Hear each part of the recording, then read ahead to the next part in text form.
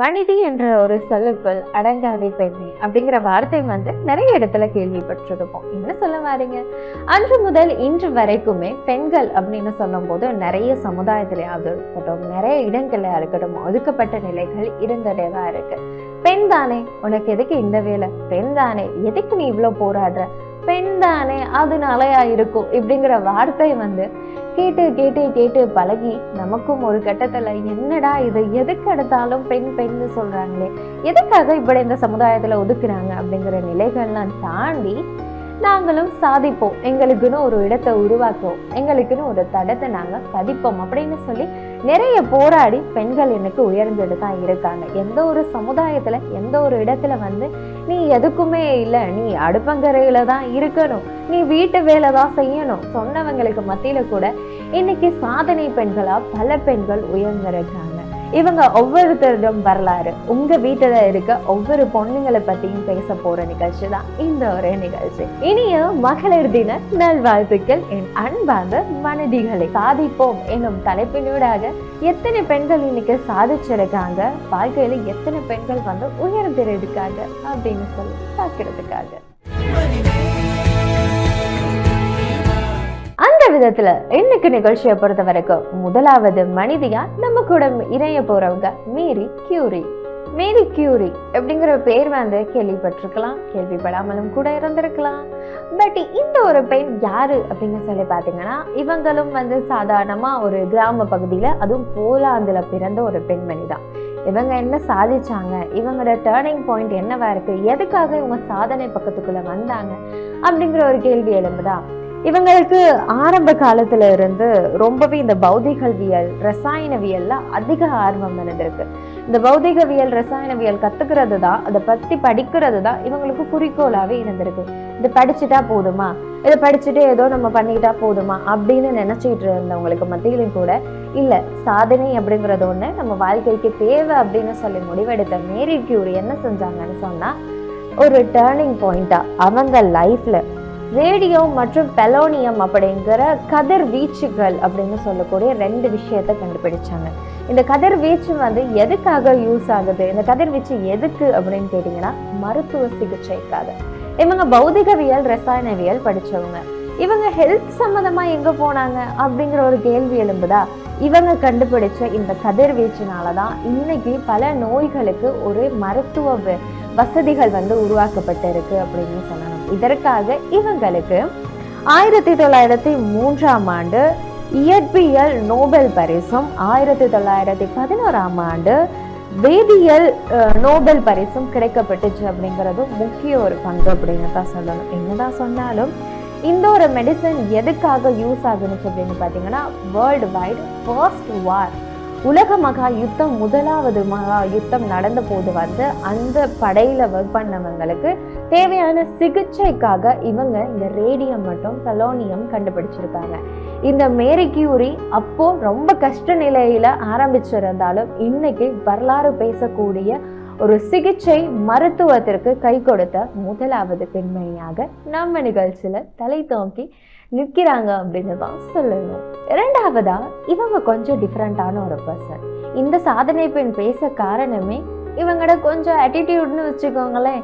இந்த ஆட்டிடியூட் காரணமாகவே இவங்களை பத்தி நிறைய பேசலாம்.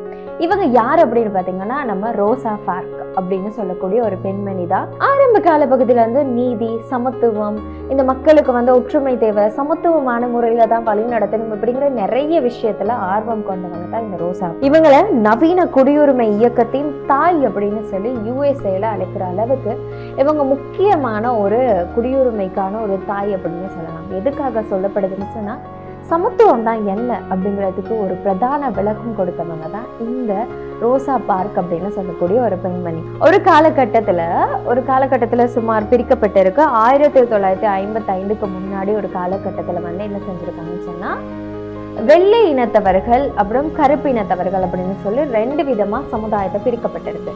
அப்போ பேருந்துல போகும்போது முதல் 4 சீட் அப்படின்னு சொல்லும் போது முதலாவது 4 ஆசனங்கள் வெள்ளை இனத்தவர்களுக்கு தான் கொடுக்கணும் அப்படின்னு சொல்லி ஒரு சட்டம் விதிச்சிட்டாங்க.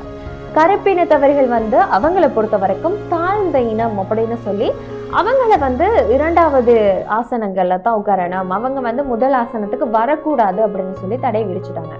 இப்படி இருக்கும்போது இந்த ரோசா பார்க் என்ன செஞ்சிருக்காங்க, 1955ஆம் ஆண்டு ஆகும்போது ஒரு நாள் இந்த பேருந்துல போயிருக்காங்க. பேருந்துல இருக்கும்போது அந்த டிரைவர் வந்து சொல்லியிருக்காரு, நீங்க வந்து பின்னாடி போங்க, வெள்ளை இனத்தவர்களுக்கு தான் இந்த இடத்துல வந்து அமரணும், கருப்பினத்தவர்கள் அமரக்கூடாது, இதுதான் சட்டம் அப்படின்னு சொல்லி அவங்கள வந்து வெளியில போக சொல்லியிருக்காங்க. பட் என்ன நடந்திருக்குன்னு சொன்னா, அந்த மூமெண்ட்ல பஸ் வந்து எடுத்ததுனால அந்த பெண்மணிக்கு வந்து இறங்க முடியல. அவங்க வந்து அந்த இடத்துல வந்து உட்கார்ந்துட்டாங்க.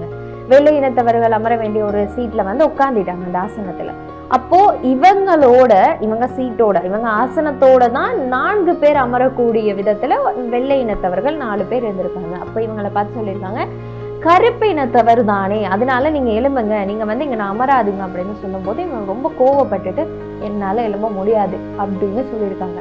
இட்ஸ் அட்டிடியூட் அப்படின்னு நீங்க பேசினாலும், அப்படி சொன்னதுக்கு அப்புறம் இவங்க வந்து சத்தத்தை மீறிட்டாங்க அப்படி இப்படின்னு சொல்லி இவங்களை சிறையில எல்லாம் வச்சிருக்காங்க. பட் இவங்க இங்க நான் ப்ரூவ் பண்ண ஒரு விஷயம் என்ன அப்படின்னு சொல்லி பாத்தீங்கன்னா, எந்த ஒரு மனிதனா இருந்தாலும் இன மதம் ஜாதி பேதம் எதுவும் இல்லாம சமமானவங்க அப்படிங்கிற ஒரு விஷயத்தை ப்ரூவ் பண்ண ஒரு காரணத்துக்காக தான் ரோசா பார்க் அப்படிங்கிற ஒரு பெண்மணி இன்னைக்கு வரைக்குமே சிலைக்கு புதுசா இருந்தாலும் இந்தியாவுக்கு ரொம்ப பழைய பேரு தான். உலகத்தை பொறுத்த வரைக்குமே நிறைய இடங்கள்ல வந்து இருந்த ஒரு விஷயம் அப்படின்னு சொன்னா, பெண்களுக்கு வந்து அரசியல்ல இடம் கொடுக்க கூடாது. பெண்கள் வந்து அரசியல் கையெடுத்தாங்கன்னு சொன்னா அவங்களுக்கு வந்து ஒரு கர்வம் வந்துடும், பெண்கள் வந்து அதிகாரத்தை கையில எடுத்துருவாங்க அப்படிங்கிற ஒரு விஷயம் வந்து இருந்துட்டே தான் இருந்துச்சு. ஆனா ஒரு மாற்றத்தை ஏற்படுத்தின ஒரு பெண்மணின்னு சொன்னா நம்ம இந்திரா காந்தி தான். இந்தியாவை பொறுத்த வரைக்கும் முதலாவது பெண் பிரதமர் தான் நம்ம இந்திரா காந்தி. அவங்க தைரியத்துக்காகவே அவங்கள வந்து சுத்தி காவலுக்கு இருந்த நபர்கள் கொலை செய்த போது வீர மரணம் அடைந்த ஒரு பெண்மணி அப்படின்னு தான் சொல்லலாம். இவங்க 1971ஆம் ஆண்டு என்ன செஞ்சிருக்காங்கன்னு சொன்னா, போர் நடந்திருக்கு. பாகிஸ்தானுக்கும் பங்களாதேஷத்துக்கும் செம்ம போர். இந்த போர்ல எந்த நாடு கைப்பற்றும், எந்த நாடு இந்த ஆட்சியை வந்து எடுக்கும் அப்படின்னு சொல்லி போராடுறதுக்கு மத்தியில இந்திரா காந்தியின் தலையீடு, பெண் தானே அப்படின்னு சொன்னா உங்களுக்கு மத்தியில ஒரு பெண்ணா நிமிர்ந்து அந்த போரை முடிச்சு பங்களாதேச விடுதலை பெற செஞ்சது. இது வங்கதேசம் அப்படின்னு கூட சொல்லுவாங்க இந்தியாவை பொறுத்த வரைக்கும். 1984ஆம் ஆண்டு அவங்க காவலாளியா அவங்களுக்கு பக்கத்துல நின்னவங்களே அவங்கள கொலை செய்யற நிலைமை வந்திருக்க முடியுமா? ஆனா இந்த ஒரு இடத்துல கத்துக்க வேண்டிய விஷயம், இந்திரா காந்தி அப்படின்னு சொல்லும் போது பயம் அப்படிங்கிற ஒரு வார்த்தை. ஒரு பெண்ணா இருந்து அரசியல இவ்வளவு பெரிய சாதனையா, ஒரு பெண்ணா இருந்து அரசியல இவ்வளவு பெரிய உச்சகட்டத்தை அடைய முடியுமா? ஒரு போர் முடிச்சு வைக்கிற அளவுக்கு அந்த பெண்ணுக்கு தைரியம் அப்படின்னு சொல்லும் போது சுத்தி இருந்த அவ்வளோ பேரும் பயந்து அவங்கள கொலை செய்தாங்க. இந்த இடத்துல கத்துக்க வேண்டியது தலைமைத்துவம் அப்படிங்கிற ஒரு சிறந்த விஷயத்த இந்திரா காந்தி பிரியதர்ஷினி நமக்கு இங்க கற்பித்திருக்காங்கன்னு தான் சொல்லணும். வேர்ல்டு வைட் ஃபர்ஸ்ட் முனைவர் பட்டம் PhD பெற்றது ஒரு பெண் அப்படின்னு சொன்னா நம்ப முடியுதா? இல்லதானே? ஆனா ஆமா, அதுதான் உண்மை அப்படின்னு சொல்லணும். யாரு அந்த 5வது மனிதி அப்படின்னு பாத்தீங்கன்னா, வங்காரி மதாய் அப்படிங்கிற பெண். கிரீன் பெல்ட் மூவ்மெண்ட் அப்படிங்கிற ஒரு பெரிய மில்லியன் கணக்கான மரங்களை வளர்க்கும் ஒரு இயக்கத்தை வந்து ஆரம்பிச்சு மில்லியன் கணக்கான மரங்களை வந்து வளர்த்துருக்காங்க. சுற்றுச்சூழல் அமைப்புல ஒரு சிறந்த ஒரு பெண்மணி அப்படின்னு சொல்லப்படுறாங்க. இதனாலேயே இவங்களுக்கு 2004ஆம் ஆண்டு நோபல் பரிசு ஜனநாயக அமைதி சூழல் உருவாக்கின ஒரு பெண் அப்படின்னு சொல்லி கிடைக்கப்பட்டிருக்கு. இவங்க என்ன சாதனை, இதுல என்ன சாதனைன்னு சொல்றீங்களா?